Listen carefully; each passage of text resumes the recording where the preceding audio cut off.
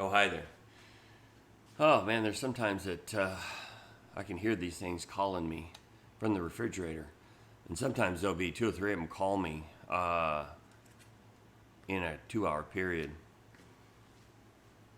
I find that interesting is that the Bible says, in fact, it's Jesus that says that my sheep know my voice and they follow me.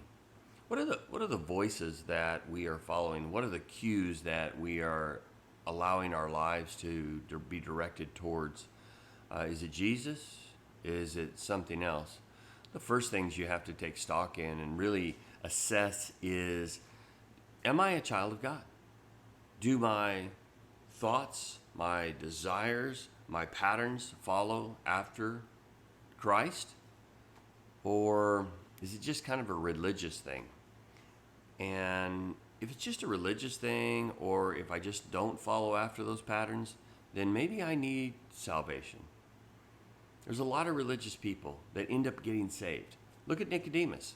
Here's a guy that was highly religious, and he ends up getting saved. He comes to Jesus. He wants to know. Boy, his life completely transforms. And now it's those voices that we're following. It's Jesus that we're following and not some voice from the enemy. One of the things that you're going to want to also know is the patterns of the enemy. Hal Lindsey wrote a small pamphlet that was really a chapter out of a book called The Guilt Trip, and it was really well written. And what he talked about is the difference between guilt and conviction. And it's really important to know this.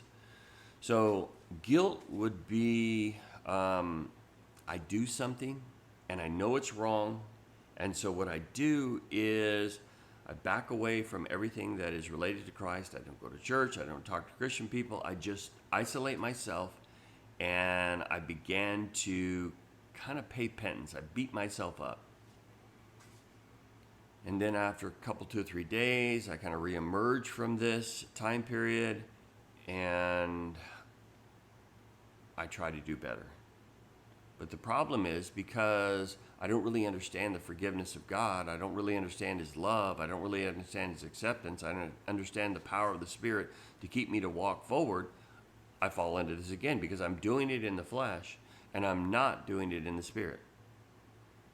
Paul addresses those in Galatia about this. Why are you trying to finish in the flesh what you began in the Spirit? And so we need to grow in the Spirit. In fact, this is how the Lord wants us to worship Him, in spirit and in truth. And so I learned this, and I learned how to really stand during these times of temptation. I see how the enemy works, and I begin to navigate my life to where I don't do those kinds of things. So I'm able to resist temptation. The writer here at the end says, just a thought, every temptation can be resisted. And why? Well, because Jesus Himself, in Matthew 4, resisted all temptation there. In Hebrews, we see that in Hebrews 4:15, that at all points was He tempted. And so He's not only our example, He is the power that lives within us to withstand all of this temptation. So may God bless you. If I can be of any help or assistance, please feel free to reach out. We are more than conquerors in Him. It is extremely real thing, and we can do it. I'm going to put this back now, so God bless you.